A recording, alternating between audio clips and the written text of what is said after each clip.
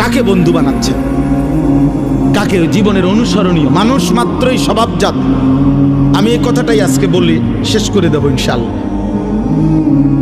মানুষের জীবনের একটি তবিয়ত, ফিতরাত, সৃষ্টিগতভাবে মানুষ বন্ধু, সঙ্গ, সাহচর্য, সান্নিধ্য পছন্দ করে, গ্রহণ করে।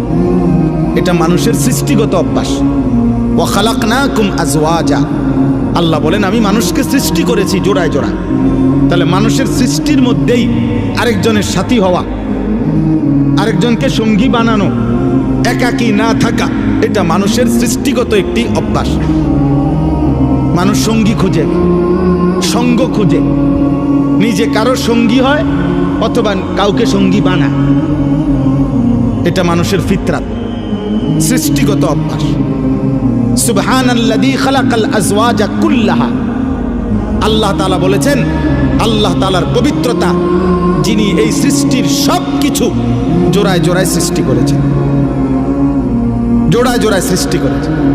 বিজ্ঞানরা প্রমাণ করতে পারুক বা না পারুক, এমনকি আমরা তাফসিরে পড়ছি যে এই আসমান এটার জোড়া আছে, এই জমিন এটার জোড়া আছে, ওই সূর্যটা এটার জোড়া আছে, ওই চাঁদ এটার জোড়া আছে। সব আমি জানি না, সব আমারে জানাইতে হবে, আল্লাহর জন্য এটা জরুরি না। আমগুলো লোকে বুদ্ধি করে নিয়ে আল্লাহ চালায়, কথা বলেন না কেন? একটা সূক্ষ্ম কথা মনে রাখবেন, একজনকে বলি, একটা সহজ কথা মনে রাখবেন।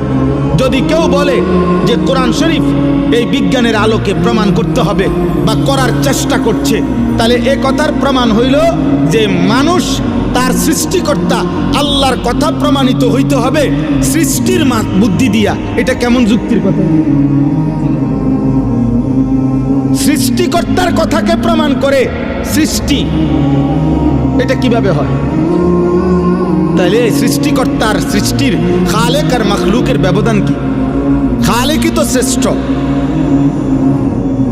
এরপরে যদি কোনো মানুষের কথা দিয়া নবীজির সুন্নত প্রমাণ করতে হয়, তাহলে উম্মতের কথায় নবীর কথা বুঝি প্রমাণিত করতে হবে, উম্মত অনুসরণে না করি।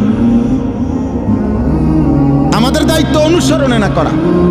এই জন্য রাসূলুল্লাহ সাল্লাল্লাহু আলাইহি সাল্লামের থেকে প্রমাণিত এই কথা, নবীজি বলছেন, নবীজি করেছেন, এটা যদি সহিভাবে প্রমাণিত হয়, এইবার এ কথা আমার বুঝে ধরুক বা না ধরুক, এটা মেনে নেওয়া বিনা প্রশ্নে, এটারই নাম ঈমান।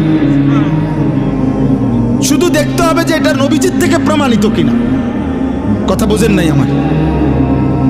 রাসূলুল্লাহ সাল্লাল্লাহু আলাইহি সাল্লাম থেকে প্রমাণিত কিনা।